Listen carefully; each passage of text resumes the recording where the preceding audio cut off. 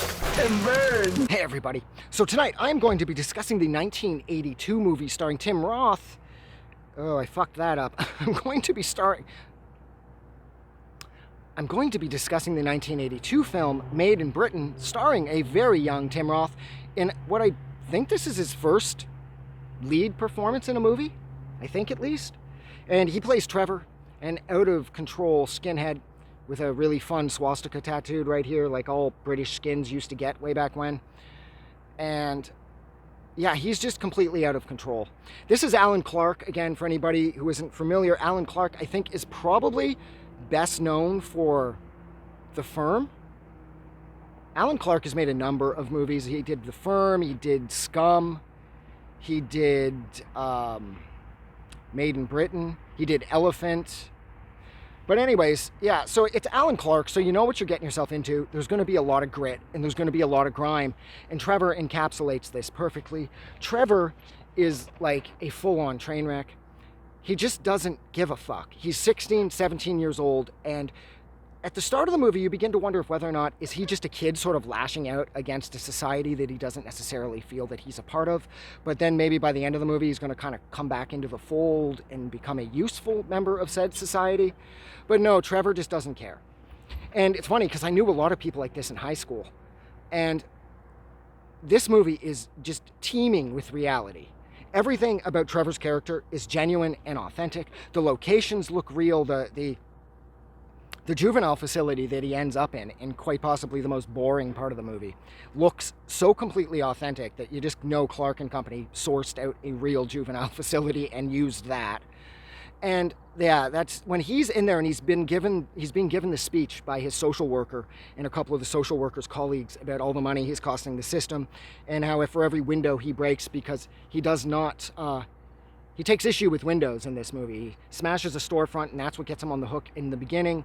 And then when he's at the employment services building, or the offices, sorry, he just kind of gets tired of waiting or whatever, goes outside, grabs this big-ass thing of brick, and launches it through the employment services window. Because again, breaking windows is kind of Trevor. Well, breaking windows, stealing cars, and pissing in filing cabinets seem to be Trevor's thing. But yeah, so he's in there, and they're attempting to like discuss with him like the realities of his actions and the repercussions and everything. And it's like 20 some odd minutes long where they're giving this society first speech, and how they have to exasperate, all these resources. They have to exhaust themselves with attempting to deal with dead enders like Trevor. They're writing all this shit on this chalkboard, trying to show him like he could be this, he could be that, but instead he's costing this and he's costing that. And then we have to put you somewhere, we have to house you, we have to clothe you, we have to feed you, we have to educate you.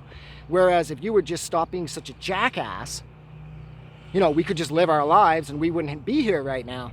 And I get the point that Clark and company were attempting to make, and it's an incredibly intelligent point that they are looking to make. But I just felt like I was being beaten over the head by that one because it was just too long. Trevor's sitting there and I'm thinking, like, Trevor looks as, like, bored as I felt. I'm sitting there like, if I was in this room too, my attitude would just get worse and worse. So I could totally understand why he didn't give a fuck.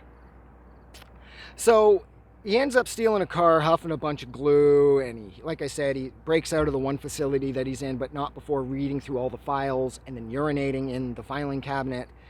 And all of this culminates with him being sent off to adult prison. And in like an actual, like, he's actually incarcerated, like 100%, like I said, in like an adult facility. And the guards at the end are discussing how, yeah, you may think you're tough, and he's got this smirk on his face because he just doesn't give a fuck. And the guards are getting tired of him, so they grab their nightstick and whack him over the leg so incredibly hard that it looks like Trevor's gonna cry.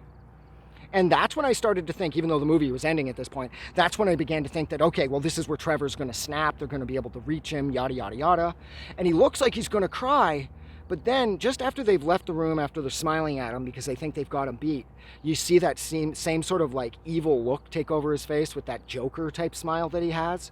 And that's how the movie freezes on that smile, implying, of course, that Trevor has not learned a thing, and that despite the more corporal-styled punishment that he is going to be having to compete with from this point forward, it doesn't look like it's going to do anything to sort of reorganize his priorities, or reorganize his societal priorities.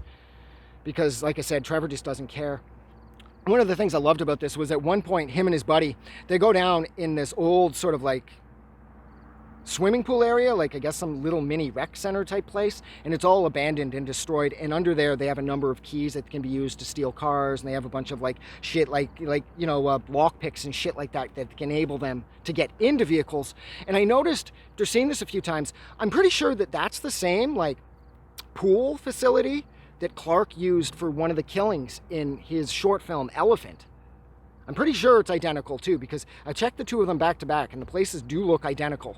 So I like that it looks like Clark reused one for the other. And I thought that was kind of fun because it sort of creates the same sort of like living connection to all of his films. And I really liked that. I loved this movie overall, other than that point where they're giving him the speech about how he needs to sort of rejoin society and how much money it's costing and all that. That was just slow and painful. Like, we're talking pulling teeth. And I get the point behind that, but maybe you shouldn't have subjected the audience to it as well, because it's going to turn us off, because it kind of turned me off. And the only reason I ended up seeing the movie through past that point for the first part was just the first time through, sorry, despite how boring that part was just because of how riveting Tim Roth's performance was. I also loved how they used the Exploited for the music in this, that added like some real honest punk rock authenticity to this movie. And Tim Roth looked about as legit a skinhead as anybody you will ever see. Like, this is like romper stomper level detail here. And I really appreciated that as well, showing that Clark and company's attention to detail, second to none, which is something I've really come to expect from Alan Clark. God, I love The Firm. Gary Oldman is so badass in that movie. But look, that's where I'm leaving it. So thank you so much for hanging out with me for almost 7 minutes while I discuss the 1982 film Made in Britain, starring a very young Tim Roth. Like always, if you like this review or you like this movie, don't forget to go out and do something nice for somebody. But most importantly, please don't forget that the world is a hell of a lot more fun because you are in it. I'm getting out of here. Have a good night.